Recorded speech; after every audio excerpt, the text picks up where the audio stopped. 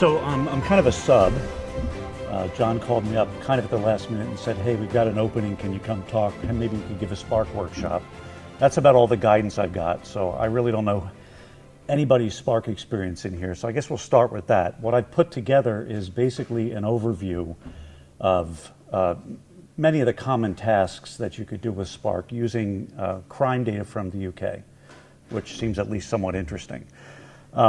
But if everybody here is really, really advanced, then maybe we sit and we figure out something else to go through. So I've got a bunch of, first of all, sorry, just a show of hands, who in here is doing any kind of production level work with Spark at the moment? So a few of you. Okay, so I can point to you if people have questions, right? So that's actually pretty good. So I think this material then will suit most people. I mean, it's not a room full of experts who are going to be bored by intro stuff. So that's pretty good. So my name is Brian Clapper. I've been around in the Scala community for a while, in the Spark community a little less. I run a Scala user group in Philadelphia, Pennsylvania in the States, and have been involved with the New York and the Boston user group since the beginning of the Northeast Scala Symposium, which is probably where, if anybody knows who I am, that's probably where you would know me from. I happen to work currently for Databricks in their training group, so we spend an awful lot of time trying to talk to people about how to use Spark. So I've repurposed some ideas from some of the stuff that we've been doing internally as we've been preparing some of our curriculum. And it's all running inside the Databricks notebook environment. You can actually run all this stuff. If there's interest, we could spend a little bit of time getting you guys set up, but it might be better if you just follow along and run the stuff later. There's a GitHub repository down here. So I'm easy to find on GitHub. It's just my initials, BMC. And there's only one repository of the 100 or so that I have that has Scala World in it. So that's where I'm going to be posting stuff as I'm done. I have all of the data files that I'm going to be starting with are all CSVs. They're all up in S3. They're all public.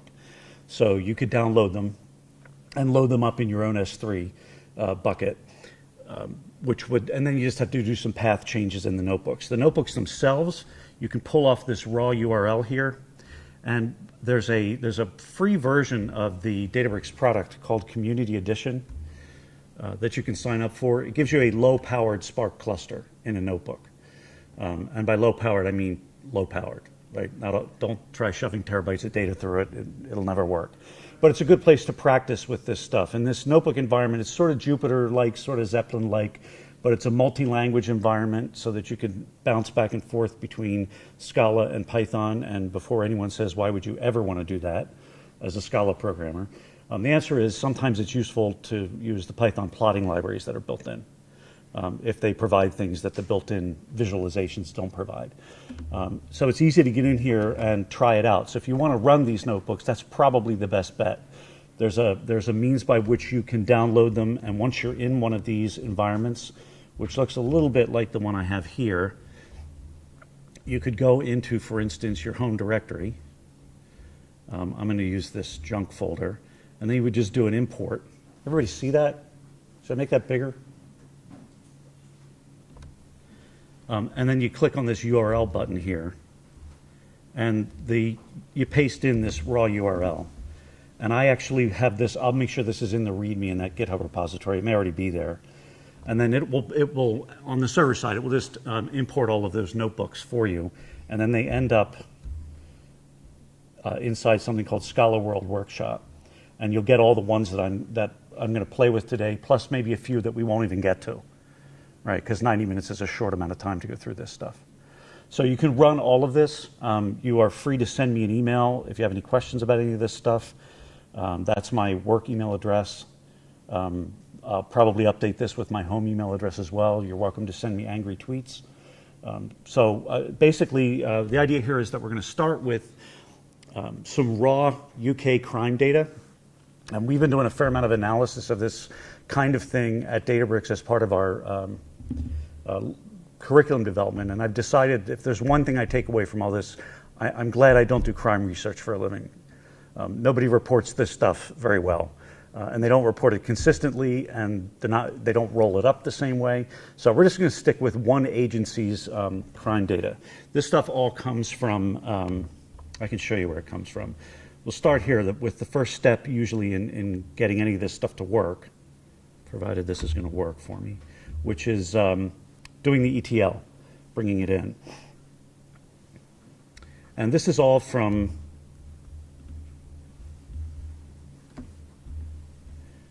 out here. So like a lot of places, the UK publishes a lot of this stuff. Now, whether they publish it in a form that contains useful information or not depends on the agency, but there's actually a fair amount of data out here for the UK, for the entire UK. So we're going to winnow it down as part of our analysis process. So we're only looking around London because there are lots of crimes around there, and so it's a little bit more interesting. But there's a fair amount of stuff out here, and you can just pull this down in, this is exactly where I went. You can select where you want to pull the data from and what kind of data it's to include, and it all comes down in a massive zip file full of hundreds of CSV files. So the only pre-ETL I've done here is that I don't want to be consuming hundreds of CSV files. So I've pre-combined this data, and I downloaded data for all these areas. I've pre-combined it into one CSV file with a header.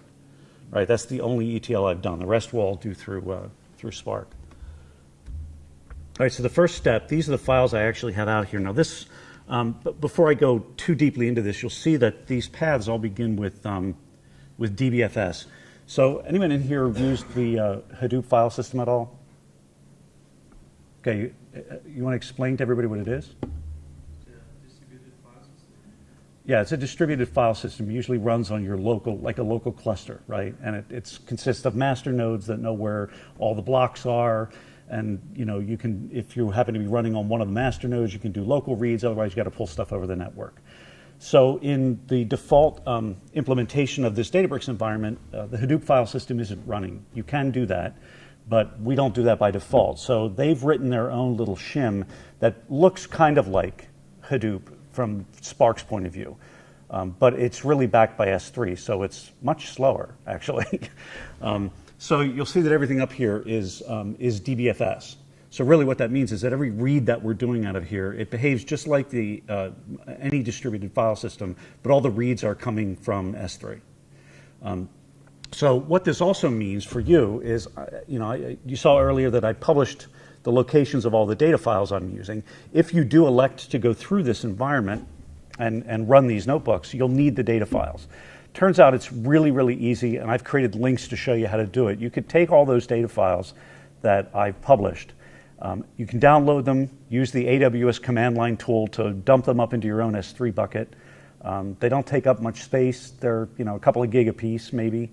And then as soon as you have them in an S3 bucket, you create a couple of keys, and you can mount that S3 bucket in one or two commands.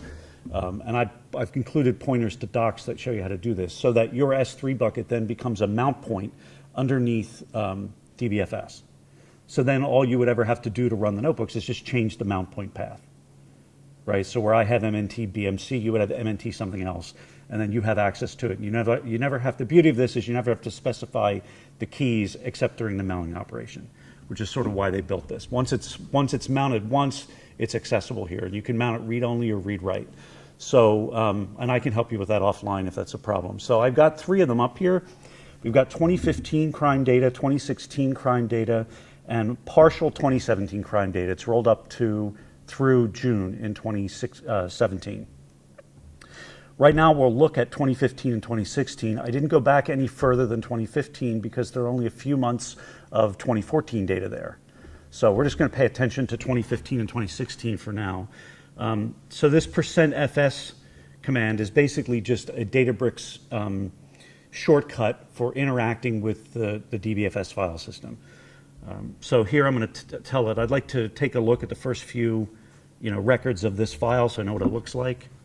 And actually, let me do this so that I'm not giving you all the results right away. All right, so the first step in ETL obviously is to figure out what the hell am I bringing in. So here I can see that this is a standard CSV file and it's got a header, right, and individual records, one per line. So I need to be able to parse this, right? And we've all written code that uses CSV parsers, and it's a bit of a pain. But you don't really need to do that here because there's a connector for that in Spark. Now, what we're going to be doing here is everything is going to be done through data frames. Anybody here familiar with that terminology? Where do you know that from? I know you do because you use Spark, but guy behind you. I've just been reading up about Spark, and that seems to be the concept about it. Right, so they sort of stole the terminology of data frame from a couple of different places. The R programming language has this built-in notion of data frames, and then there's a Python package called Pandas that organizes things in terms of data frames.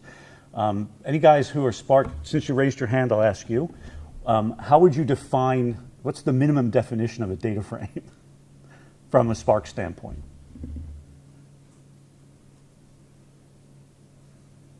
Well, let's rewind a little bit. So when Spark first came out, the way that you interacted with it looked a lot like the way that you interact with Scala collections, right? So you would instantiate this thing they called it an RDD, right? You would instantiate this thing called an RDD that pointed to the distributed resource.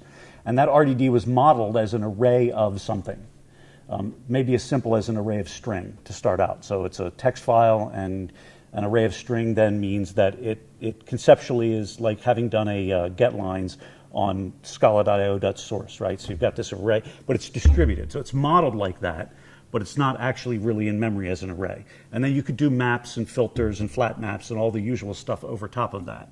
But the problem is it turned out that that's far less efficient.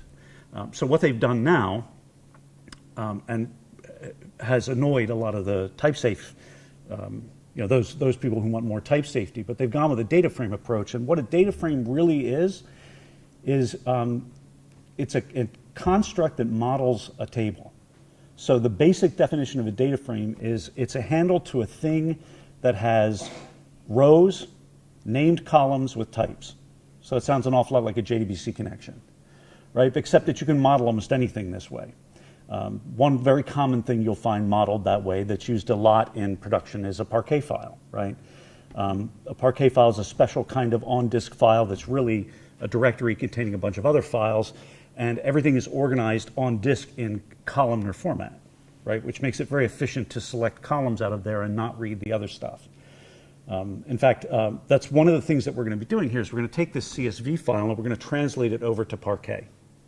And we're going to do this with this data frame approach. Now, the interesting thing about data frames is that when you look at the language used to interact with them in any of the languages that Spark supports, you begin to see that these little in-language DSLs look an awful lot like somebody's weird idea of doing SQL in Scala, okay, because it's all query-based.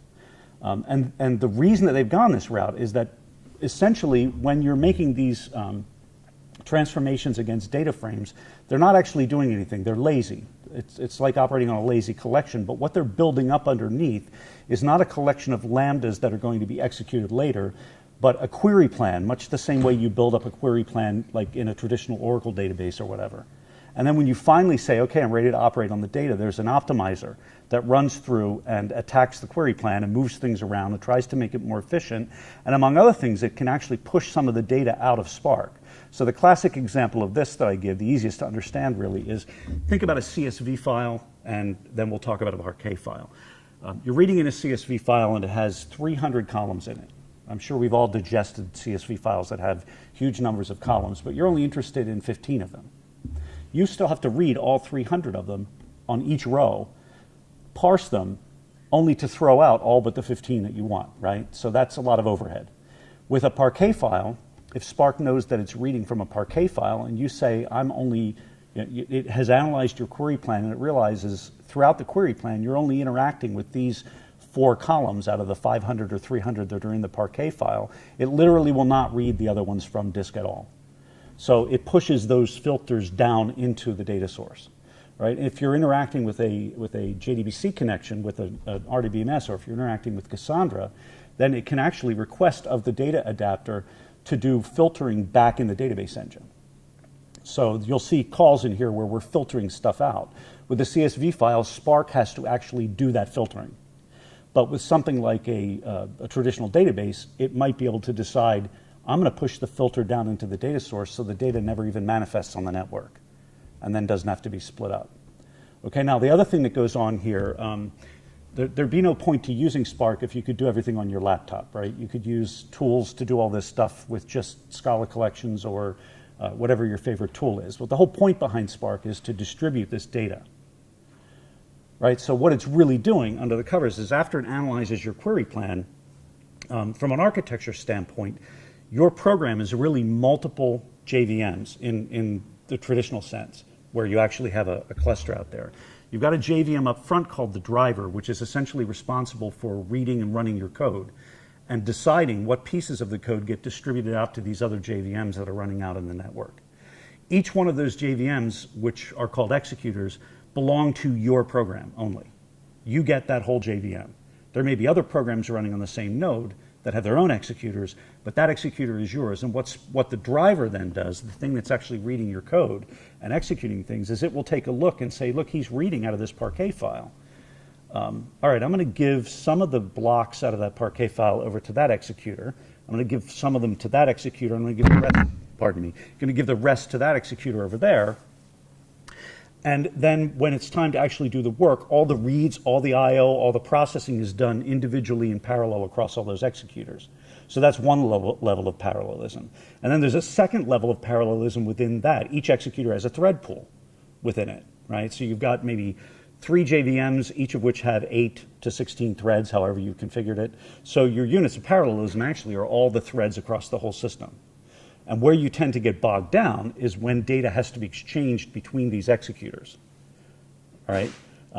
So that's getting a little bit ahead of the game. So let's start simply and just start with this ETL. All right, so the first step is to recognize that this is a CSV file. It's not in the most efficient form, but you can still think of this as a table with columns. And each column has a name. You can see the names in the header. And if this didn't have a header, Spark would just generate really ugly names for each one.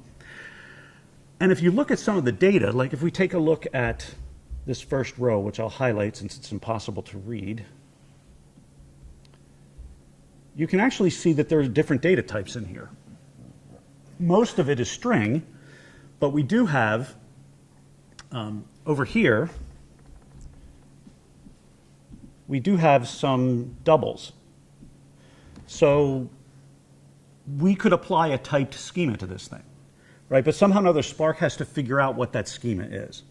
Now, if you're reading certain types of data files, or if you're reading from like Cassandra, the schema, the metadata for the source that you're reading is there. Spark can just make a really simple query and say, what's the schema associated with this data source? Parquet has a schema in the header of the Parquet file, so it can do a quick read of the header, and it can figure out how big is this file, how many rows does it have, what are the column names, what's the partitioning of this thing, and what are the types of all the columns. With a CSV file, none of that metadata is available. So what do? What we can do, sorry, I have to scroll past this, is, I will look at that in a minute, is that you can read it like this. This is the means by which you start reading things in Spark. So now you'll note that I'm assigning this to schema. There's a reason for this. What I'm doing here is schema inference. So I'm telling Spark I'm going to be reading a CSV file. This section of the code returns a data frame. And the data frame, basically, it does a quick read of the data source to try to figure out what the schema is, and then it returns you something that's lazily evaluated. Now you can start building up your query, right? But something had to figure out what the schema was. So what I want to do is make one read here to infer the schema. I know that all these files have the exact same layout. So what I've told Spark is, look, the first line is a header. It's not data. So don't treat that as data. And oh, by the way, since it's a header, you can infer the column names from there. The second line says, I would like you to do schema inference. Any guesses how that's done? Louder? The second, Please? inferring the schema, inferring the Yeah, how would it do that? or reading the second line. And It actually does much more than that, but you're right on the right track. It doesn't read the second line, it reads the whole file. Okay? It scans the entire file, top to bottom. And then it examines each column, and it says, oh, look, this is a column of all doubles, so this must be a double. Oh, look, this is a column of 99 doubles in one string, so I can't give that anything but a string type. Right? So this is something you don't want to do in production, because in production you're probably processing very, very large CSV files. This is relatively large. It's about 6 million rows, but I have enough clusters here that we're going to wait just a few seconds. So what I'm doing here is I'm having it do the schema inference off that file, and then I'm pulling out the schema. What Spark actually does with these, when it reads and infers this schema, is it creates an in-memory data structure called a schema, which you can construct manually yourself. You can actually just call the constructor and build one of these things. But I'm not going to bother doing that here. I can just let Spark infer it for me and then store it. So that's the first step, and you'll see that this takes a little bit. It has to physically walk through all 6 million rows. So there's our schema. And really what it is it's this thing called a struct type, which contains a sequence of these things called struct fields, and each struct field has 3 things. The name of the column, the type of the column as encoded internally, and these types, by the way, are like SQL types. So they're a restrictive set of types. And then the last thing is just whether or not the column is nullable, and most of the time you just leave that as true. It's just easier to deal with. So it's inferred the schema for me, and what that means now is that I can use that in subsequent reads. Now there is a problem though. You'll notice that there's something about these column names that is potentially problematic. Namely, they have blanks in them. Some file formats, like CSV, if I were writing that out, wouldn't care. Parquet turns out to care. I found out experimentally, if I try to write a Parquet file out of this thing, and I've got blanks in my column names, the write aborts. So we're going to have to clean this up. That's part of the ETLing of this data, is to clean that up. So above here, I actually wrote a little simple tail recursive function to do exactly that. I'm using the data frame itself as an accumulator, right? And on each pass through this, I'm passing in the columns. I'm saying, everybody's seen these things, right?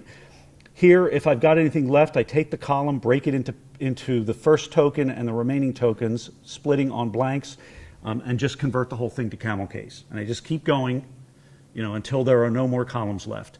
And how you accumulate the changes is just I'm renaming the column. There is a function on a data frame called with column renamed. You give it the old column and the new column. So I'm just looping over the data frame here and saying, rename every column.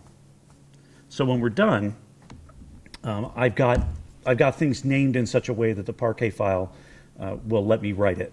And then I have a little conversion in here. I could do this manually, but I'm going to be doing this 3 times, so I've encoded it in here. So here, we're doing the same read we did before. I'm reading from a CSV file. I have to tell it there's a header, again, because I don't want it to include that and try to parse that as part of the data. But I already know the schema. So what this means is that this conversion now won't make 2 passes over the file. It will only make 1. It already knows the schema, so it only needs to do that pass when we're actually converting it. Right? Then I fix up the columns, and you'll note that this guy returns the data frame that it modified. So I can take this data frame that I get back. I'm going to drop the crime ID column because I don't care about it, and it's not filled half the time anyway. I call write. So this is sort of the pattern with data frames. You start with this Spark object you call read, and then you pass in a bunch of options that are coded as strings as if they were read out of a Java properties file, right? And then this is a shorthand for CSV, but there's a longer form of this where instead of saying CSV, I would say format and give it a format, and then call load with a path. And that's the extension point. So CSV happens to be built into Spark, so they've given this shortcut. But there are a whole bunch of third-party data loaders that aren't built into Spark, and they all follow the same convention. They give you a class name, and they tell you, instead of calling .csv, call .format, plug in the class name. Here are the options that are valid for this particular data format, and then call load on the path or the connector or the URL or whatever. The Cassandra adapter works exactly like that and has about 1 billion options that you can find on its GitHub README. This is simpler just because it's built in. And then when you have a data frame in memory, if you want to write it, at any given point, you just say dataframe.write. Okay, that gives you back something called a data frame writer, and then you can do all the same things. Here's the format. Here are the options. I can set the save mode. I've set it to overwrite because it might already be out there, and I want to overwrite it if it is, otherwise it'll bail. So what I'm saying here is, we've done all the in-memory fix-ups of this data frame. And by the way, nothing's executed yet, right? Nothing's been read yet. Just accumulating things we're going to do. It's all lazy. As soon as I call write and set the mode and call, I want to write it out to a parquet, that kicks off the run. At that point, Spark says, okay, now we actually have to do something. Write is an action. Write is actually requiring me to do work. So then it analyzes this CSV file, breaks it up into pieces, partitions those pieces out, hands them off to the executors, which then schedule them on their individual thread pools, and they're processed a piece at a time. So each one of these things that's handed out is a partition of the file. And partitions are processed as a unit. So if, for instance, a particular executor has 3 threads running inside of it, and it's been assigned by the driver 6 partitions to operate on, it can do 3 at a time. Right? And it does it start to finish. It does the read of that partition from the distributed store. It does all the processing that the query told it to do. And then it gets to the end and it processes the action. And in this case, it processes the action of writing it to a Parquet file. Okay, with me so far? Pretty straightforward, right? All right, so let's actually convert these things now. All right, and now I can make it easy. I can just call each one of these things in turn and wait for them to finish. And we'll twiddle our thumbs because this can take a little bit. Last I looked, I think it's about 15 to 20 seconds per file. Yeah, 20 seconds.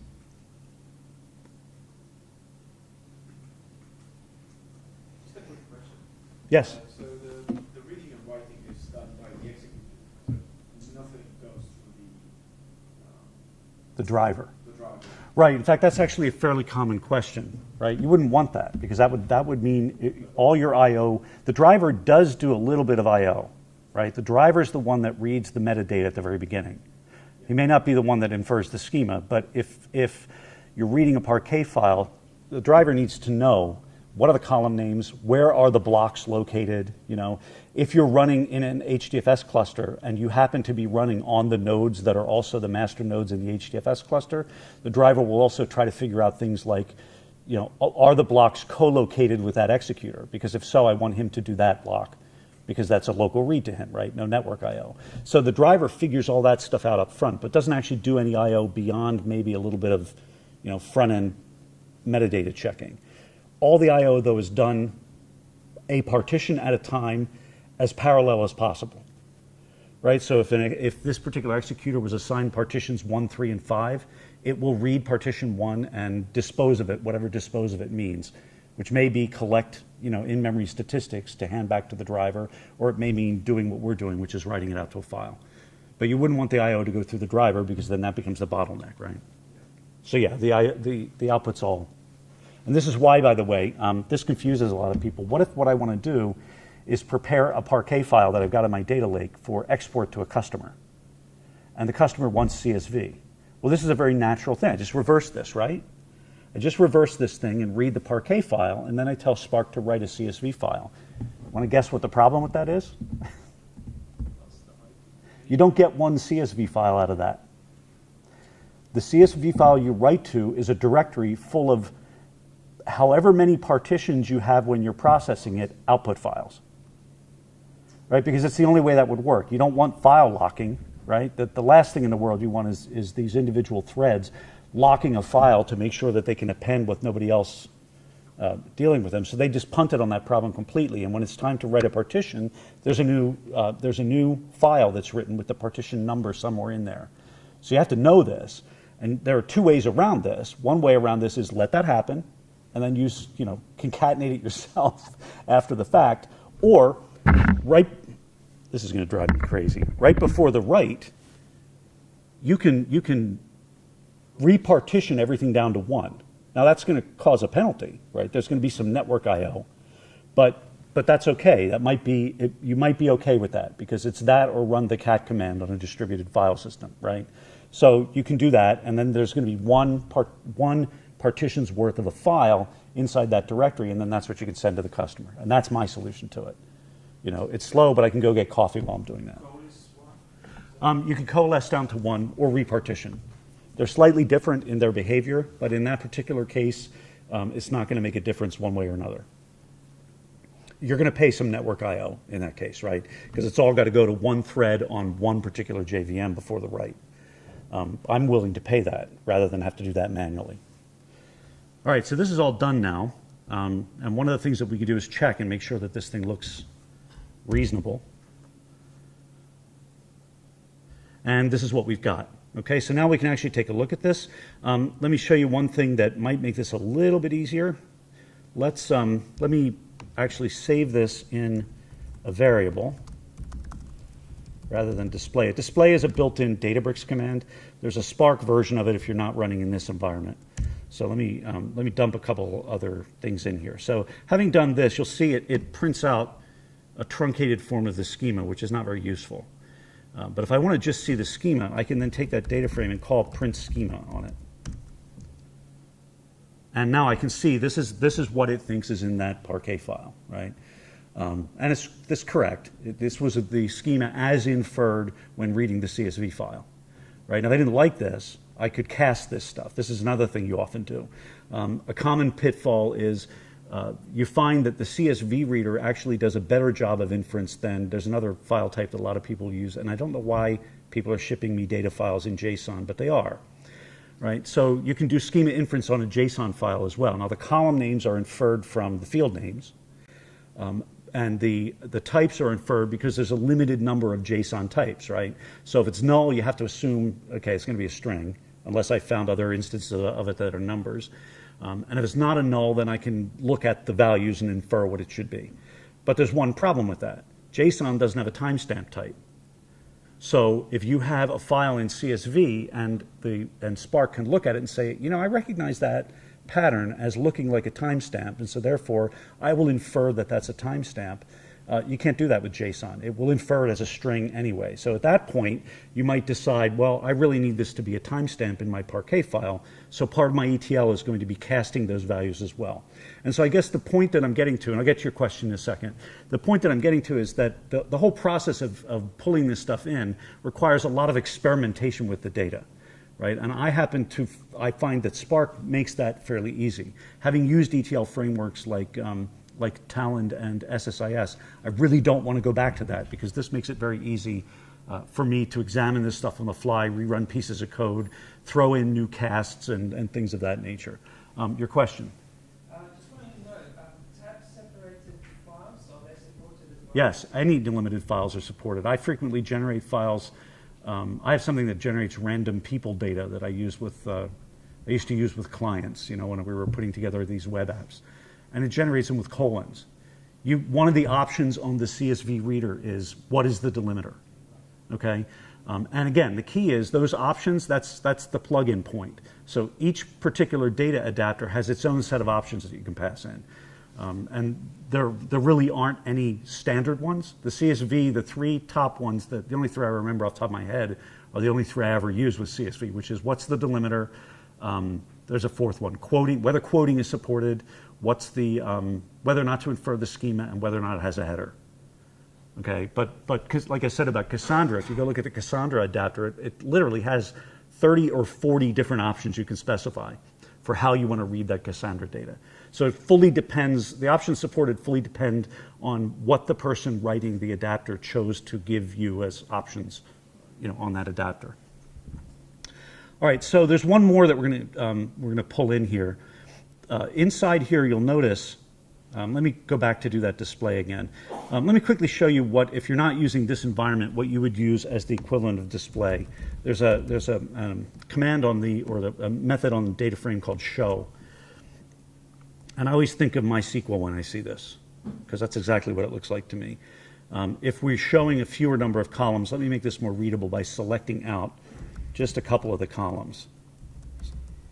And now it's starting to look like SQL. So I'm going to select longitude and latitude and the LSOA code and the crime type and do a show. And it shouldn't split across the screen that way. So there's your MySQL, right? Not as readable. I can make it show me the whole thing by saying truncate equals false. And I could give it another argument called n that says I want more than 20, which is the default that it gives you, right? But within this environment, I actually prefer to use this because it prints it out in a nice HTML table, which, as we'll see later, also gives you some built-in visualizations that you can pop open. And I have some examples of that as well. But this is the key thing here. I said earlier, at least for part of this, I'm going to winnow down the area that we're looking at during the analysis to just around London. Well, how do I know what records are just around London? I mean, I guess if I lived here, I could go through and manually look at all of these places and say, well, I happen to know that this is considered part of the greater London area, so I'll include this one. And I could do all that manually, but why should I do that work, right, when somebody has already done that work? And these LSOA codes, which I had to find out what that meant, stands for lower layer super output area. It's a geographic code, and you can find a list of those. So I went and found a list of those and put them out here. And you have access to this as well. So these are what those things are. And you can read up on them out on the net, but basically they're this like nine letter encoding of a particular region, and it covers all of the UK. So if it starts with E, it's within England proper. There's, I think, N for Northern Ireland, S for Scotland, W for Wales, I think are the other ones. So we're obviously not interested in anything that doesn't have an E in it. Yes? I'm sorry, I want to ask a question about 2 steps ago. Okay. You said when you write a comma-separated file somewhere, you don't get it because it's partitioned. Well, you get multiple ones, one per partition being processed. Right, but then if you need one to send to the client, then what you do, copy just from HDFS to your local file well, system. you can. Is that an option? That's an option. You can take all of you can take out of HDFS or the distributed store all 16 or 32 partitioned files, whatever you want, and then do, you have a Mac, use the cat command to cat them together. That's one thing you can do. Doesn't HDFS provide you this? I don't know it in detail, but I just Googled on Stack Overflow. There is like a copy command to copy from HDFS to local file. Yeah, there is. You can do that, but then you still have, 15 files, 15 CSV files. So this copy. Right? So you could copy all 15 of those CSV files to your local machine and cat them together, right? But why do that? Why not just let Spark do that for you? That's not what I expected, yes. But yeah, so that's what I would prefer to just let Spark chew on that for a while. I'll go get a cup of coffee, and then I have one at the end and I'm good to go. Yeah, thank you. Okay.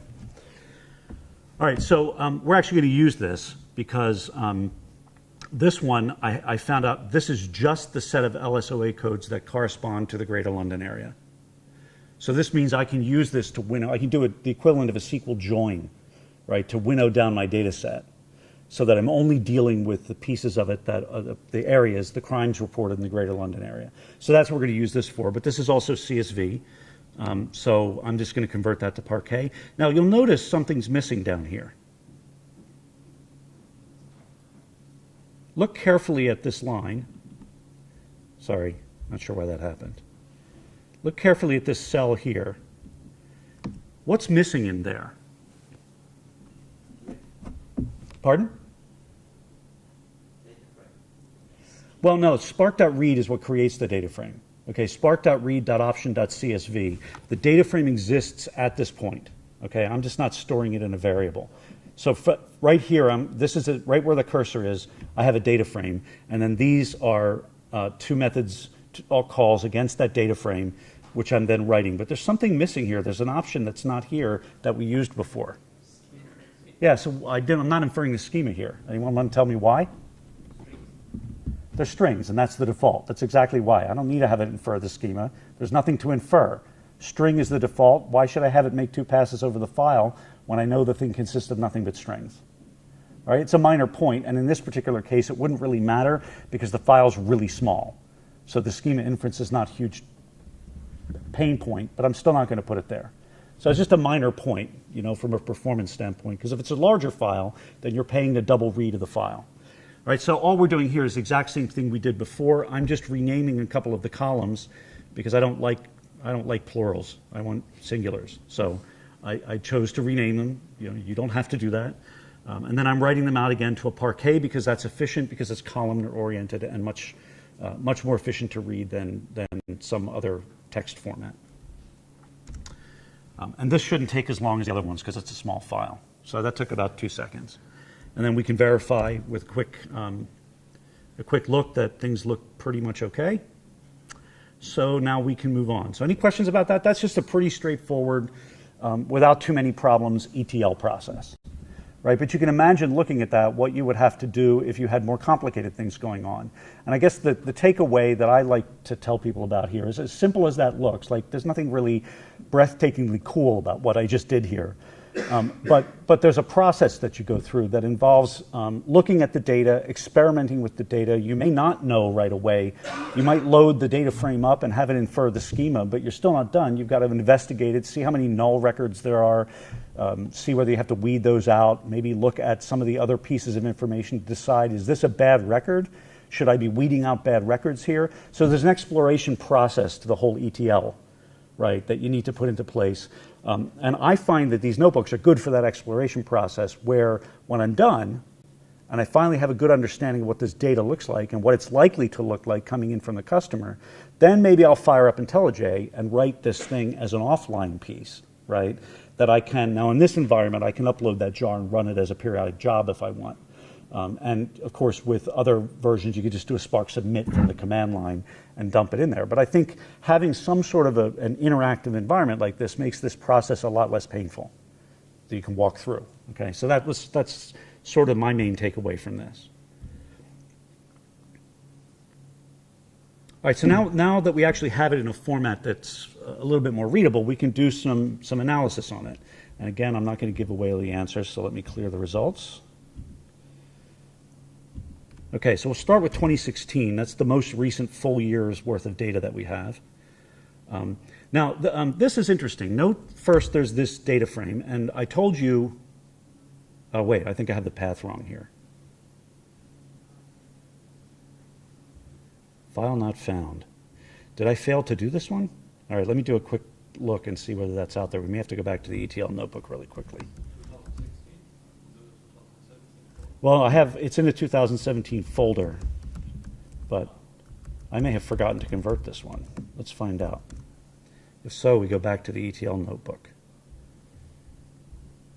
No, there it is. All right, let me just double check. Make sure I didn't misspell it.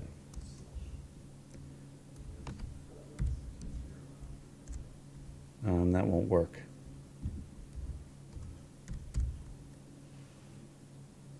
All right, I must have misspelled it. Or it's corrupted. It's corrupted somehow. Okay, let's do 2015 then. Make sure that one's okay.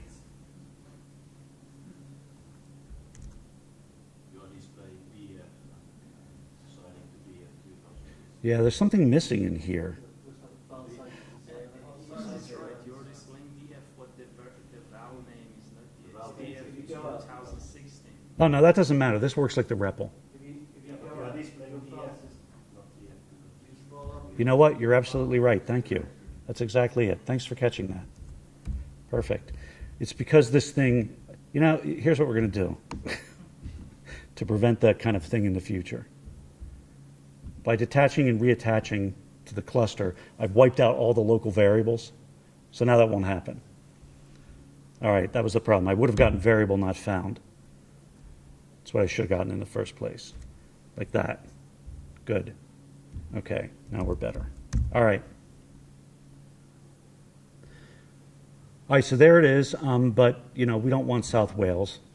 We want only London. Now, the interesting thing here to note, I haven't shown you much of this, but suppose I wanted to just look at the let's do like a SQL query here really quickly. DF 2016. I'll do a display on it so we can actually take a look at it. Okay, I'm going to do a select. Now, with this DSL, there's an interpolator, a string interpolator called $sign for referring to column names. And it works in every case except where it doesn't work. Namely, if you're doing a join, for instance, between two different data frames, and they both have exactly the same column name, now that's ambiguous, right? So the analyzer won't be able to figure out which column you mean.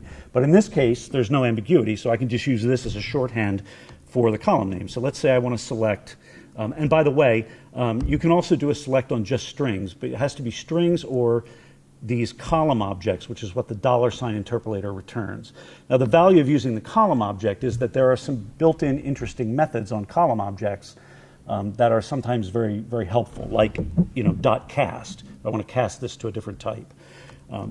But for now, I'm just going to use it because I'm kind of comfortable using it. So we're going to let's select the month, and then let's do a distinct on that. So what distinct months are being shown? Now, there's actually a problem here from a Scala programmer standpoint. So here are my distinct months. Okay, that's kind of hard to read, so let's do an order by, and I'll just use a string here. No, we'll do this, month, but we'll do it in descending order, right? I can't do that on a string. But there's an issue here. What's the issue from a Scala programmer standpoint? Will this compile? It will. You're going to get a runtime error. This is one of the things that Scala programmers hated when Spark decided to move toward data frames and away from RDDs, because they say, at least if I'm using RDDs, the compiler catches reference to an incorrect field because I'm operating on objects, right? Where here, I'm operating on I'm building a query plan up with column names, and you don't find out until runtime that it's a failure. Now, the good news is that at least the runtime failure occurs in the driver, okay? Because the driver is the one doing the analysis of the query plan to try to figure out how to make it, first, more efficient, and then second, how to actually execute it. So at least it's done only in one of the JVMs of the 15 or so that you might have out in the cluster. But it's still a runtime error. So what if you wanted to avoid that? Well, there is an option. You can do something like this. And this is what's called the Datasets type. Okay, so, and we're going to talk about this particular paragraph in just a second, the performance implications. But for the moment, I'm going to scroll past that. So note that I am creating something here that captures all of the fields in all of the columns as fields in this case class. And then I can basically just cast this with a .as to that particular case class. Now, this is where you still have a runtime problem here, okay? You're not past the runtime problem till you safely get past the cast, because what it actually does is it uses the schema and a little bit of reflection to match the schema up against your field names, column to field value. So if there's a mismatch, it will complain.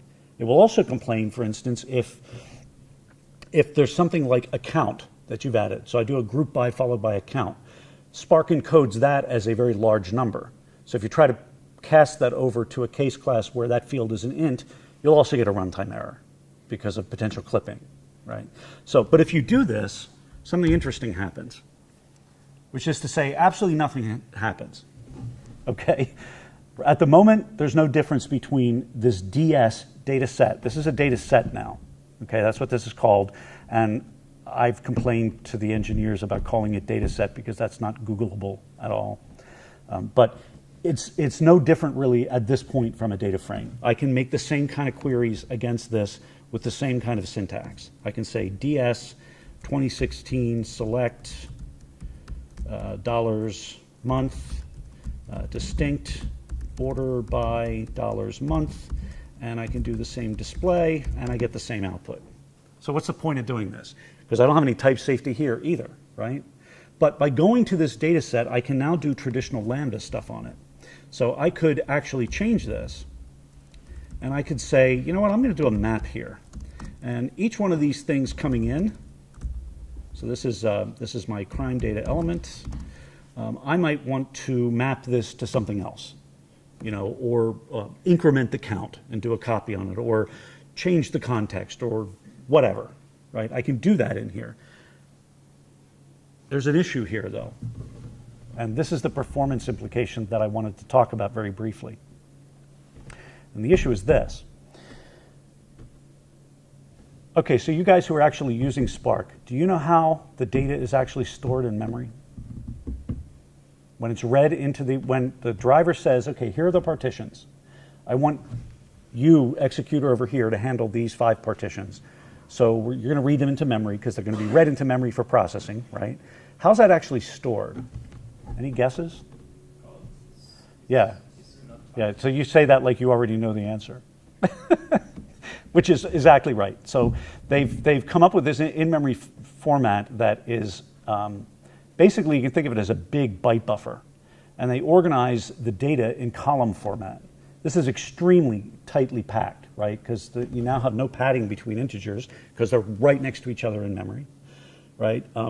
This has performance implications as well. So if you're spinning through all the values in a column and they all happen to be co-located in memory, well, now CPU memory prefetch can start to take effect, right? So there are a whole bunch of reasons why they went ahead and did this. And this contrasts with the way things were done back when they used RDDs and everything sort of looked like a collections library transform. In those cases, when you, and this is still the case, when you read using the RDD API, you're reading into objects, okay? And what that means, of course, is the objects are distributed all across the heap, first of all. Second, you've got all this object overhead. And third, you know, you've got additional garbage collection now all the time for all those objects. Whereas this tungsten format, first of all, it's very compact. Second of all, the code that is generated by the query analyzer, the query executor, operates directly out of this tungsten format. So it doesn't have to translate that data to anything. It operates literally right out of that data in memory wherever it can. So there's no object overhead. And third, that big array byte buffer, or whatever the thing is they're storing that in, and I think it's still using sun.miscellaneous.unsafe, right? But it's not garbage collected. It's not subject to any garbage collection at all. So you're not paying any GC penalties by sticking with this tungsten stuff. But now if I go to this right here, I have a problem. My Lambda can't operate on tungsten data. My Lambda needs an object. There is marshalling and unmarshalling that has to occur. And what it actually does, this is actually kind of interesting. There's one of the guys on the engineering team describes this as the first-year computer scientist approach. So you have a first-year computer science student, and if you give him a particular data structure, a particular case class, and you tell him, I need to serialize this, what will he or she come back with? Usually something that's very, very specific to exactly and only that data structure, right? Not generalizable at all. And therefore, if you have another data structure that you deserialize, you have to send that person off again to write another one.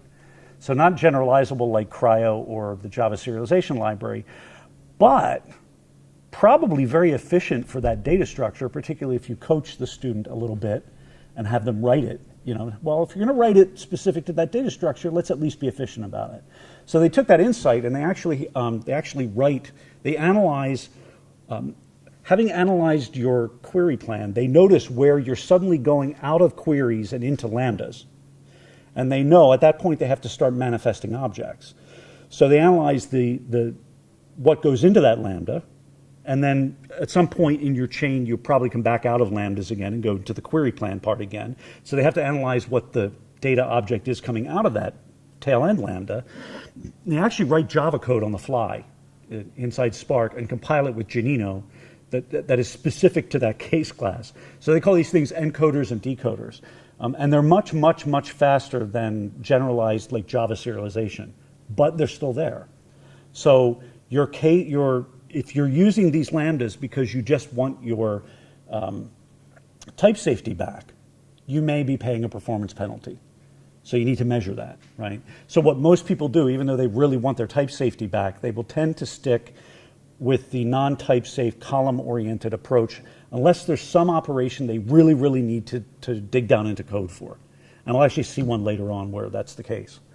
And then they'll use this approach. But you do have this approach. But as long as you don't call a lambda, this behaves exactly the same as a data frame. And in fact, if you look in the Scala code, you'll find that there is no thing called a data frame anymore. It's just a type alias for a data set of this generic thing called row that has no type information in it. So everything's all data sets, like it's turtles all the way down now. All right, so now we can go back to what we're trying to find out. What kind of crimes are we actually reporting in here? And this is the list. I was disappointed to see that homicide is not in here. So I don't know how many homicides there are in, I assume that's rolled up under violence and sexual offenses, particularly given the number. So we're not going to look at any of that. So let's first start at what we're going to look at is bicycle thefts in and around London. So I'm pulling in a bunch of, I'm pulling in all of these functions in here. These are like built-in SQL function things. They're going to help me as I go through this. So we're going to read this thing that winnows it down to just the London LSOA codes. And here's a join. Now you can actually just use SQL in here if you really, really want. But this is a Scala conference, so I'm not going to do that. So I'm going to take that data set, and I could just as easily use the data frame in this case because I'm not doing anything data set-like. I'm going to join that with the London LSOA data frame I just created above it on this condition. Note the slick triple equals there. And then I'm going to add a filter, and if you prefer, you can call this where. Crime type is like bicycle percent. Okay, so I just want to make sure that I'm being safe by not using the exact string, but I could use the exact string. It's bicycle theft that I want, right? So by doing that, I've winnowed this down to reported bicycle thefts in the greater London area. And now we can take a look at this. Helps if I fix this.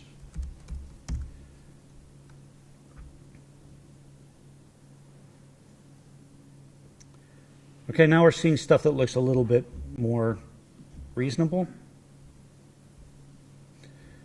Okay, and then let's roll them up by month. Take a look at them. So here I'm saying, there's a function in this SQL's functions thing. I didn't need to do the import twice. I just forgot to delete it here, having done it above. And it's like the REPL, right? It doesn't care. So I'm taking the month, which actually is encoded as a string, but it's in a form that the date handling library can parse. So I can call the month function. This will return the month number as a number. I'm going to cast that to a name called, or give that a name called month num, and do a group by on month num, and then count. So I'm doing an aggregation, right? How many bike thefts were there per month is really what I'm doing here. And then I'm going to sort them by month. And by default, it would come out looking like this, right? Which isn't all that useful. So I can just flip over to this view, and we can see that September seems to be when everybody is reporting bike thefts, right? Not sure why that is. And I'm curious how many of them there are, because we're going to visualize them geographically on Google Maps, because the built-in visualizations don't do this. There is a map visualization in here, but it requires country code names, and I want something more granular than that. So I'm actually going to use the Google Visualization API to take a look at this thing, but I have a problem. And the problem is that the Google Visualization API only lets me plot 400 points. It's not even a power of 2, right? They just stopped at 400. So I have to kind of figure out, all right, which 400 of these am I going to plot? Well, let's start with the largest month.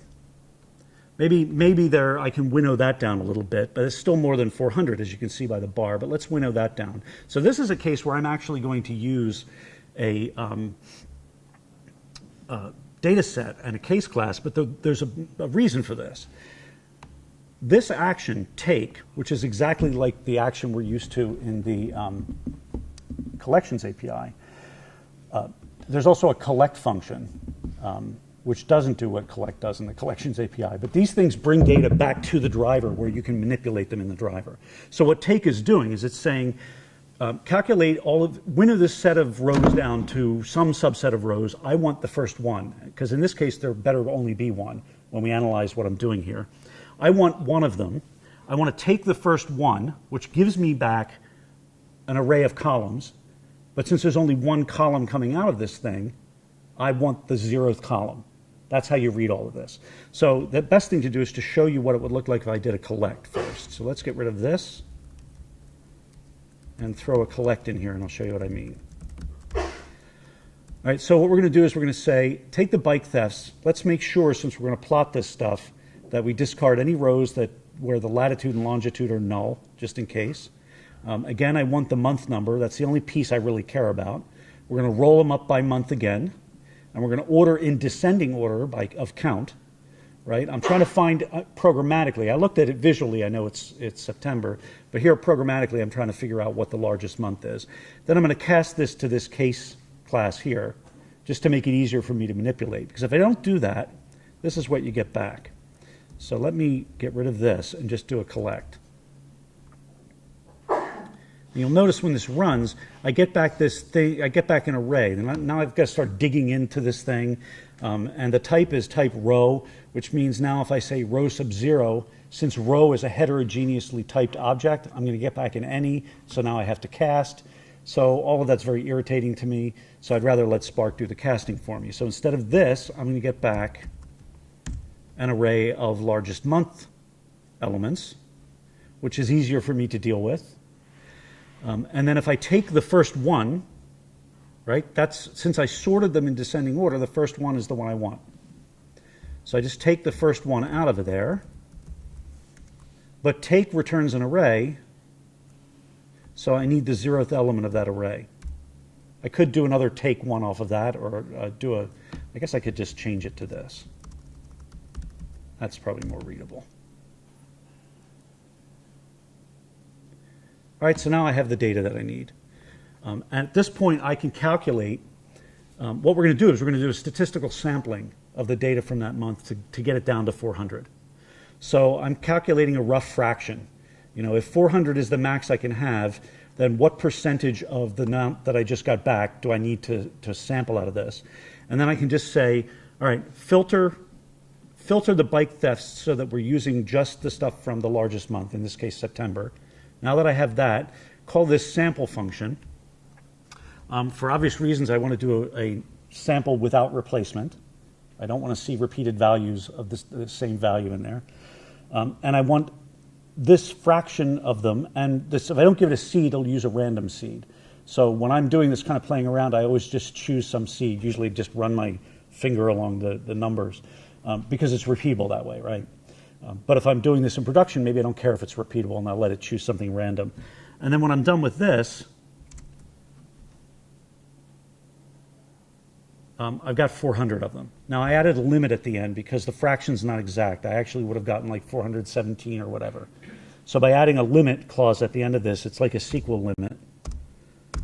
It's like take, but it doesn't actually execute anything, right? It's like adding a limit to the SQL clause. I'm saying, however many this fraction comes out to be, I only want the first 400 of them. So now I have a statistical sampling of the bike thefts and it's roughly 18% of what's there. And now I'm going to pull the locations in yet another case class. Same deal. I'm going to actually load this stuff into the driver. And I have to do that because I'm plotting this stuff, right? To plot this stuff, the only thing communicating with my notebook is the driver. So I have to pull this data back from the executors. And I'm actually running this, by the way, on clusters with executors. There is a degenerate form of Spark clustering that this is what you get in the Community Edition, where you're running what they call a local mode cluster. And the word cluster, you might as well just put in quotes, because all that really is a thread pool in the driver that's pretending to be a cluster. Okay, so you're never going to pay any network penalty in that environment, but you're also stuck with the limits of one JVM, right? So I actually do have stuff though across the network here, and it has to be pulled back. So we've winnowed this down to 400 records, of which I'm extracting out only 3 columns. So I have no fear at all that this won't fit in the driver's memory. So it's perfectly okay to collect this back. And by casting this now, I don't have to play games. Now I have, an array of these location objects. And I could have left this part out. I don't really need the LSOA code because the only two I really care about are the latitude and longitude. Now down here, I'm building an HTML string. And you'll recognize this is just standard string interpolation to do this stuff. Everybody's done this in a web framework or other. I'm just basically adding these rows in by extracting the latitude, longitude. This is where I was playing with having the thing put in a different map marker, and that didn't work real well. So I'll probably pull that out before I push this to GitHub. And then I'm just creating a bunch of rows in here. And then at the bottom, there's this special, I usually have a print line here so I can double check that the HTML is being generated properly. So I can take a quick look at this and say, yeah, that looks reasonable. So, all right, so let's comment out the print line and call this is a Databricks function. And what this thing, display HTML function does is takes this string and then generates an iframe so the string is actually calculated in the back end on the server, sent up within an iframe and displayed.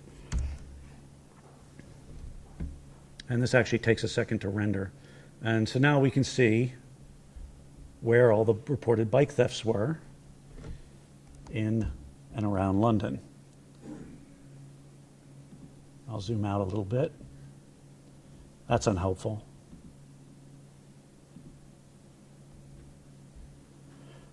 So I don't know, of limited utility, but it has kind of a coolness factor I like, right, to be able to render that kind of thing.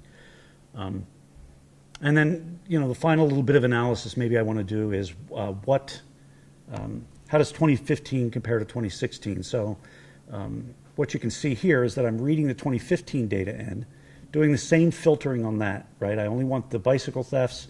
I'm only interested in the LSA codes that are London. And then I'm going to do the equivalent of a SQL union. So this is select, I want the year. I have to have the year because I can't compare them without the year. So I'm going to pull out the year and the month, right?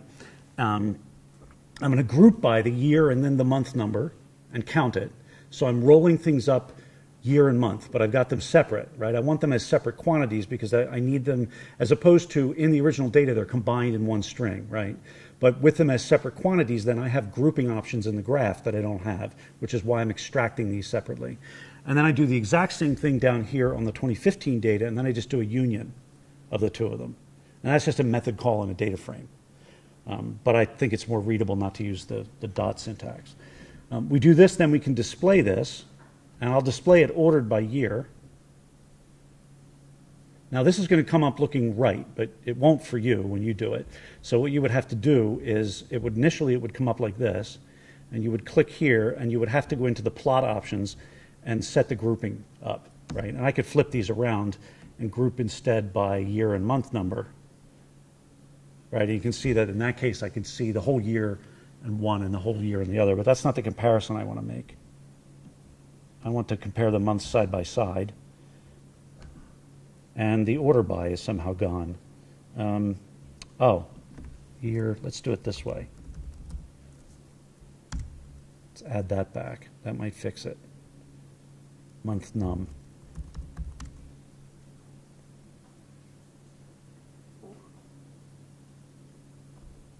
All right, that's better.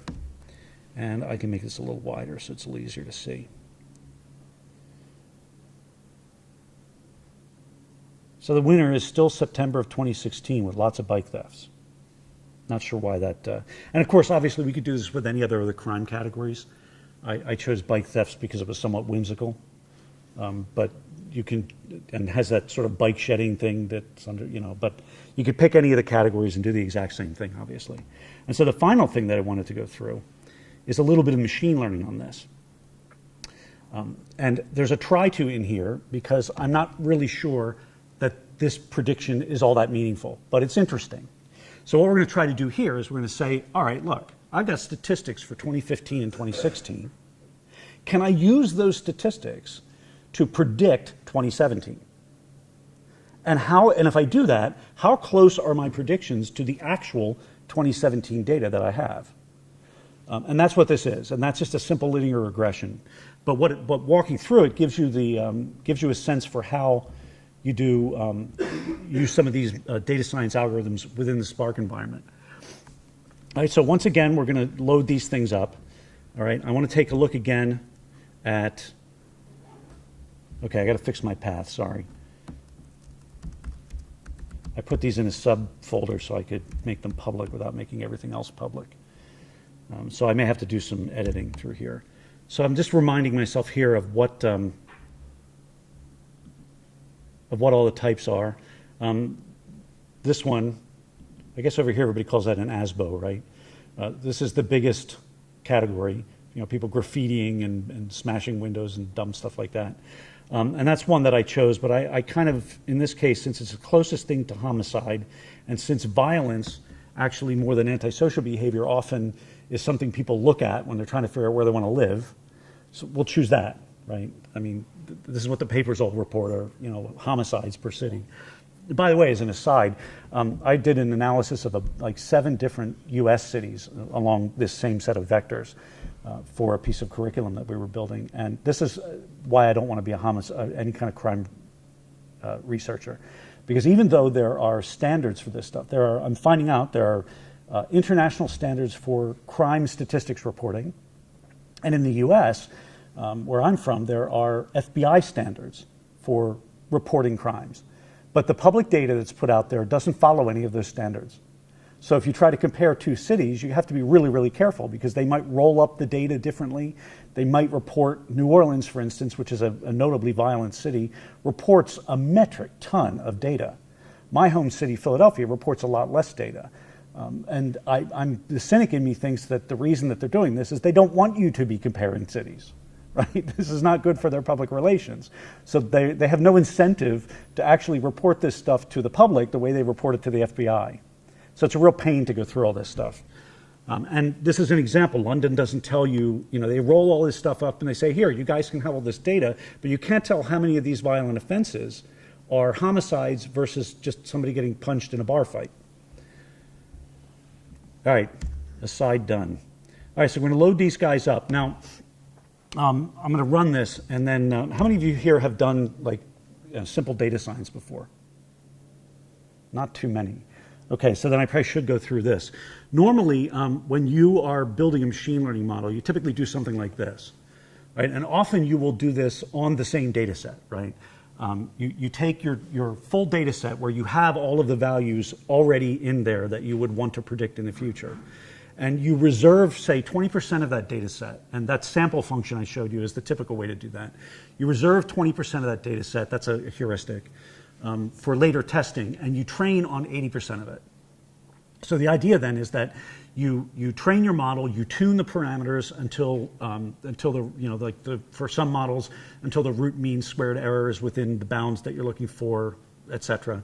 And then you run the test set through the model that you built, and you check the predicted values against the real values, right? How close are they? We're not actually going to do that here because I've already got a test set, right? This is the 2017 data. I'm trying to see how valid is a prediction made from 2015 to 2016 against 2017 data. But that's essentially, we're doing the same thing, except we already have data sets that are taken apart. And we're going to look at the 2017 predicted and real values when we're done with this. All right, so up here what I've done is I've said, all right, let's load in the raw training data is the combination, and you can put 2 files in here, it just reads them into one data frame. The combination of the 2015 and 2016 data. This works because they have the same schema. All right, and I'm only interested in London again. So we're going to do that same winnowing down we did before. I'm only interested in this particular crime type. And by the way, this is where Spark does something interesting, because if this were RDDs, it would do the join before this filter. Kind of dumb to do the join before the filter, right? Because I'm joining a whole bunch of data together, incurring potential network overhead, only to throw away all the records on one side of the join that don't match this crime type. This is where the query analyzer comes in. It will actually look at this and say, your ordering doesn't make any sense, and it will literally move the filter for me. So I don't have to think about that. Which is also kind of nice. And then the only thing I care about here, of course, is the month. So I'm going to pull the month out. What we're trying to do is predict the occurrences of this particular crime type across some month boundaries, right? In particular months. I'm going to see how close we get. Right? And then the test set is the 2017 data that we already have. So we're going to load that up into this raw test DF. Okay, and again, they're Parquet files. I can make this a little bit faster. If I were doing this a lot, I might choose to cache these things. One thing to keep in mind with Spark, if you don't cache something in memory, what will happen is that When it's finished reading a partition and processing, it throws it away, right? So it's not there anymore. If you cache it, what will happen is that when it finishes reading that partition, it won't throw it away. It'll leave it in memory, and it uses some sort of an internal LRU strategy so that if it runs out of memory, it will start spilling the stuff out to disk with data frames. And local disk is always going to be faster than reading from the distributed store again. So this can be very useful if you're doing multiple passes over the data, like when you're initially trying things out. Okay, I'm not going to bother here because I already did try all this stuff out. And it's not that big, so it's not that big a deal. But it is going to be doing I/O every time. And it does shave about 10 or 15 seconds off of it if I were to cache it. All right, so looking at the test data, we've got 6 months of data in the test data. Now, this turns out there's a problem. With this particular approach, I need to have as many buckets in the training data as I have in the test data, and I don't have that here. Right? I've got 6 buckets in the test data, and I've got 12 buckets, 12 months in all the training data. So that's a problem. I have a choice. What I could do is I could just do a where clause, a filter on all of the training data, and just filter it down to the first 6 months. I don't want to do that because I'm actually losing data that way, right? I want as much data to train on as I possibly can have. So rather than do that, I'm actually going to pad out the test data so that it has the right number. So here, all I'm doing here is I'm basically creating this case class with a month and a count of 0. So I know that I don't have 7 through 12, so I'm making an in-memory array from 7 to 12 with a single row that has a 0 in it. And then I'm creating a data frame out of that in-memory array. So you can actually create a data frame not out of a file. You can create it out of memory that's in the driver, which can be useful for things like this, or it can be useful for playing around. Obviously, that's if it fits in memory, it's not big data, right? But here's a technique where it's actually somewhat useful. So I'm going to go ahead and create this as a data frame. I'm going to display it just to make sure it actually works. And then I'm going to combine it. So I'm going to say, here's my training data frame. The real training data frame is I'm going to pull the year and the month out separately. All right, so I'm extracting them again. This is just a shorthand for drop any rows that have any nulls in any column. I'm not interested in nulls in any of those columns. Get rid of it. Group by year and month and do a count. So I'm doing the same roll up that we did before, right? Rolling up by year and then month within the year. All right, and down here I'm doing the exact same thing, except I'm unioning this with the padded DF that already has counts of 0, rolled up counts of 0 for the months that we're missing, right? Is that straightforward? I'm basically just doing a concatenation here so that I end up with a test set that has all months represented, even though the final ones have nothing in them. All right, having done this, I now can start doing the work. The first problem I have is that a linear regression wants continuous data. And this is not continuous, it's discrete, right? So we're going to use a technique called a one-hot encoding, which allows you to basically take a discrete feature and encode it in such a way that it can be interpreted linearly so that I can pass it into this linear regression. Now this is where Spark's newest approach, and this is not necessary anymore. The old version of the Spark machine learning libraries that worked off RDDs, every single algorithm worked completely differently. So you might learn how to use the linear regression, and then you go look at the decision trees, and nothing makes any sense because the API is completely different for that one. So when they moved to data frames, they started to move toward an approach that is at least roughly similar for all of them. It follows more of a builder pattern, and then there's a pipeline approach. And they basically break things down into transformers and estimators. A transformer takes a data frame in, does some sort of transformation, and produces a new data frame with one or more new columns. Okay, and you can chain these things together in a pipeline. So a really common example is if you're doing some sort of cluster analysis on a document, right? K-means being the example there. I want to do some sort of word analysis here. So you might take a transformer that breaks lines up into words, another one then that does term frequency. Okay, well, that's another transformer. It's going to add term frequency in there. Then you're going to add another transformer that does inverse document frequency, right? Because the word the shouldn't be counted high, even if it appears a lot, right? And then you're going to chain all those together. That's transformers. They're basically just taking data frames and adding new feature columns to them as you go along. And then you get to the estimator. And the single thing about an estimator is it has a fit call. So you're basically saying, okay, now I want to take the data and fit it into this model. Use the data to fit the model, to build the equation. So that's what we're doing. This is actually really simple. We're using the one-hot encoder to basically transform the discrete months into something that can be treated as a continuous set for the purposes of linear regression. And we're going to call it features. That happens to be the default column that the next element in the chain wants, but I'm not relying on any defaults here. So what will happen is that this thing will, when it's given a data frame, it will produce a new data frame that has this features column in it that has a one-hot encoding of the months. Right? And then we're going to say, okay, that's all I really need now. Now I can create this linear regression, tell it that the features that it's supposed to do prediction on are in this column in the data frame, which is exactly the column up here that we created. And I want you to figure out the count, right? So this is what you're predicting. This is the existing value that you're supposed to use to try to sense a pattern. And once you've built the model, by sensing the pattern based on this count, then I want you to produce a predicted count column when I run a test set for you. So what we're going to get out of this is eventually we're just going to get a set of predictions. Values for each month is what we're going to end up getting out of this. And then this is just the regularization parameter, and I'm not enough of a data scientist to tell you what the right value is here. The best I can ever get talking to data scientists is play with this until it's right. But the regularization parameter is for the linear regression, it controls overfitting or underfitting, right? And I'm leaving it at the default, but I have it in there because I was actually playing with the value earlier. And I left it back at the default because it didn't have any effect. Right? And then if I'm not sure, all of the things, basically the builder pattern is if you know, if you want to know all of the things that you can set on a particular algorithm, and they're all different, there will be a set param type thing. It's like almost a Java bean approach. So for instance, if I wanted the thing to iterate more often, to maybe I think it would give me a better prediction if it spent more time iterating over the data. Then if I wanted to set max iter, I would say dot set max iter. So it's, it's that pattern. And I could say, well, let's do 200 instead of 100. Right? See if it makes any difference. I didn't notice any difference. And so I'm not going to pay the time penalty for that. But that's what this explain params does. If you don't want to go look at the docs, you can just do this to remind you of the various parameters this particular one takes. And they're all different, obviously. All right, so now that we have this, this is just an explanation of the regularization parameter. Now we're going to put it together in a pipeline.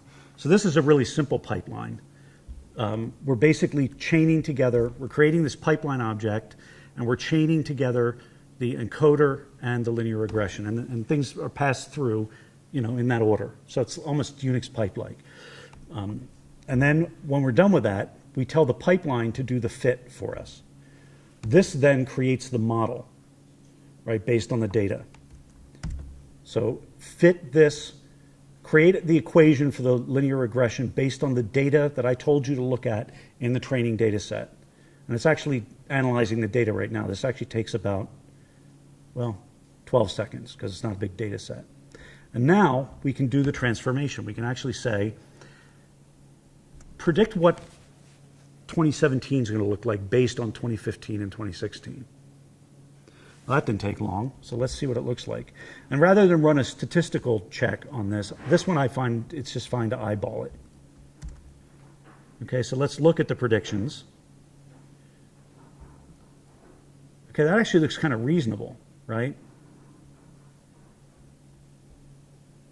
But what is it really? Well, so let's do this. Let's break this apart. So I'm going to break out 2017, specifically pull out 2017 here. I know that the predictions are 2017, so I'm going to say for year, put in the literal 2017, pull out the month value, and pull out the actual count that's in the data, the real value that's really, really there. Create another data frame that's the set of predicted values for 2017. Put that in as the year. Again, the month, but now we're going to use the predicted count. And just for comparison and easy plotting, I'm going to cast it back down to an integer and truncate out the floating point stuff. And then join that with the raw training data, which has 2015 and 2016, and do the same thing. And then I can combine them all together and plot them in a grouped bar chart. Okay, so the question is that more readable or is this more readable? It's hard to say. I think they both tell a slightly different story. But what's interesting to me, now of course we're missing the green from 7 onward, right? Because there's no actual 2017 data there. What's interesting to me looking at this is that the predicted values, the reds, are actually visually pretty close to what you would expect from based on the 2015 and 2016 data. So it did a good job of predicting the 2015 and 20 based on the data we gave it. But it didn't do a very good job of predicting based on reality. So what I learned from this whole thing is that predicting next year's crimes from last year's crimes is somewhat of a dicey proposition. We're in some ballpark here. We can see the trends are roughly similar. So maybe if you had a whole lot of this data going back 15, 20 years, it might be helpful. But I'm not convinced. But it's still an interesting exercise to go through. So that's it. That's all I had today. But in the, there's time for a few questions if you want. In the packet of stuff I'm going to give you, I'm including a couple other notebooks of ours. One for Spark architecture, just walks through the basic architecture under the covers, gives you some deeper description of how it all works. And these all say answer because we have exercises we give the students, but I'm giving you guys the answer notebook, so you don't have to figure stuff out if you don't want. And then there's this one. You're welcome to play with this. And if you play with it and the server isn't working, just send me an email. Structured streaming is the newer streaming API in Spark. And basically, it's a streaming data frame, which is really kind of cool. And you can run it, and actually, when you do that display where you bring up a graph, it updates the graph in real time in the notebook, which makes for a wicked cool demo. And this particular one has several different streaming examples. One where it's reading from a TCP socket, which it's a server I wrote that does nothing but generate fake log messages. And it does some analysis on that. And then it explains why you don't want to use a TCP socket in production because it's not rewindable, right? So therefore, there's no fault tolerance. So then there's a Kafka server that it queries as well later on to show you how to do that. And obviously that is rewindable to the degree that there's enough disk space to store, all the data in the offsets. And that particular Kafka server is fed by a Scala server that I wrote that it's Wikipedia data. Whenever you edit a Wikipedia page, the Wikimedia Foundation posts that edit to, of all places, an IRC channel. There's one for every language, okay? So if you log into this IRC channel, you can get these messages as they come across. And they are in really a butt-ugly format. And I actually found a Node.js package that parsed them, and so I translated that into Scala so I could do this, right? And then it pushes them into Kafka. But the cool part is, and what this notebook analyzes, is if you edit the page anonymously, they don't know who you are. They can't plug your username in, so they plug an IP address in, either an IPv4 or an IPv6 IP address. So what I had the server do is geocode those things. It's a gross level geocoding, really probably only valid to the country. But then you can begin to plot in real time on a real-time map, hey, who's editing Wikipedia? And you run this thing, and you see the map updating in real time. Oh, the English Wikipedia is being edited in, wait, why is somebody in Crimea editing the English Wikipedia? So it's kind of an interesting little demo. So that notebook is in there, and there's a lot of words in it, more than I like, but it explains, tries to explain, in depth all the things that you can do with the streaming library, and gives you pointers to all of the places to go. So I'm going to include that in the packet of notebooks that I check into the GitHub repo. All right, and again, for those who walked in late, if you want to find this stuff and play with it, my GitHub ID is BMC. I was lucky enough to get a 3-letter one, so it's easy to remember. And there's only one repo in there that has Scala World in it, and that will be this repo. So if you find that, the README will essentially have what you need to not only get set up to run these notebooks in Databricks, if that's what you want to do, but also how to download them and where to find the data sets. And I'll make sure that stuff's all out there. All right, any questions, or does everybody want to get off now and go do something more interesting? Yes? About type-safe query, I suppose there would be something like Slick for Spark. internet wasn't good enough to search about that. So is there anything? I'm not aware that there's something like Slick for Spark. The idea of I know, right. And I don't know that that's there yet. There may be somebody who will eventually write that. Hell, if I had time, I would try to do it myself because it sounds fun. But I don't think that there's anything out there right now. And I know that what the core team is really, really focusing on is not that kind of thing, but on they're focused on like really optimizing the query analyzer, really optimizing the tungsten data storage format, to make sure that the performance of this stuff is really good. And one of the other incentives they don't have, and you guys can help drive this change here, is that Spark itself is written in Scala, probably not the kind of Scala we would write, but it's written in Scala, but there are far more Python users. Like that's the uptick. It's all Python guys for some reason who want to use this thing. So there's not, I mean, yes, the Scala APIs are getting loved just because these guys are writing in Scala, and so the stuff tends to surface there first. But if there's somebody yelling in the ear, it's most likely a Python guy. So you want to see stuff like that, you have to yell in their ear because it's all about whose wheel is squeaking the most. So when you're reading the input, if you have unbalanced files, what are the techniques you use to make sure the partitions have the same size, or do you just do a repetition on the input? Yeah, they're doing some work. You're talking about things like key distribution, right? So I know they're doing some work to try to solve some of that. Like in the past, previous version, I'm using the 2.2 version of Spark here, the absolute latest that I had access to. And I noticed something very interesting recently. It used to be, in older versions of Spark, if I were reading from, say, HDFS or S3, it always partitioned on block size, right? And if I were reading from a Parquet file, it would not have a partition. Like if you look at a Parquet file, you look inside and there are a bunch of gzipped partitions within a Parquet file, right? Well, it would never cross boundaries there. In fact, by default, if you read a Parquet file that had 16 partition files, the initial number of partitions you got was 16, right? Each one of those gzipped files, encoded as gzip anyway, would be processed as a single partition because it's gzip and it has to be processed that way. But that's not true anymore. So they're starting to do things to change the partitioning. And I believe, I don't swear to this, that they're looking at things like how do we solve the key distribution problem. But the historic answer has been, well, know your data, right? I mean, if you should measure this stuff, you should take a look at it. You can query partition sizes, right? You can look at the logs. And if you notice that these things are coming up, like after a particular sorting operation, a really good example, a group by operation, you're ending up with a lot of skew, well then historically it's been, well, that's a data problem, right? You're going to have to handle that kind of manually, right? There's nothing automatic there that I'm aware of, but I know they're working on some heuristics for that. I don't know what the resolution of that is though. I can look it up. Drop me an email. I'll happy ask. One advantage working for Databricks is I can ping the engineers on Slack, so I'm happy to do that. Just drop me an email. Anything else? Yes. Which kind of data sources you can use to feed Spark? The answer to that is there are a bunch of them that are built in. ORC, for instance, is built in. Parquet is built in. CSV is built in. JSON is built in. Text is built in. That's just lines of text per file.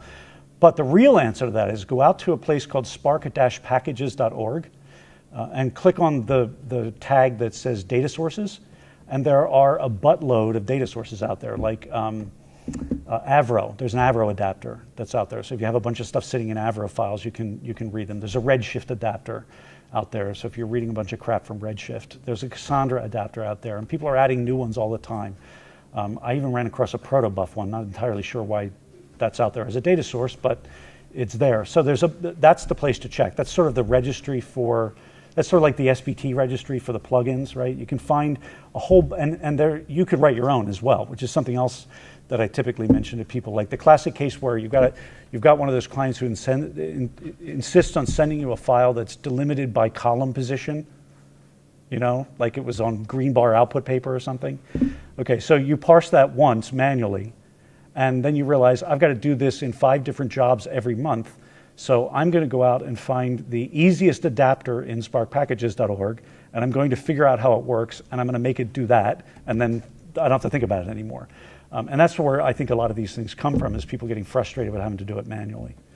But the bottom line is that there are more. Every time I look, there's another one I hadn't thought about. So the likelihood is that whatever you have in your data lake, there's an adapter for it.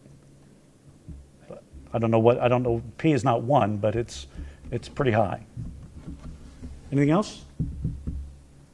Okay, feel free to catch me, over a beer if you have questions you don't want to say in front of anybody else, or drop me an email. I'm always happy to answer questions on email. And I hope that this was at least somewhat interesting. I know there was no type classes or anything like that in here, no dependent types. So I was a little worried that was going to be boring, but hopefully this was at least somewhat interesting. Thanks for your attention.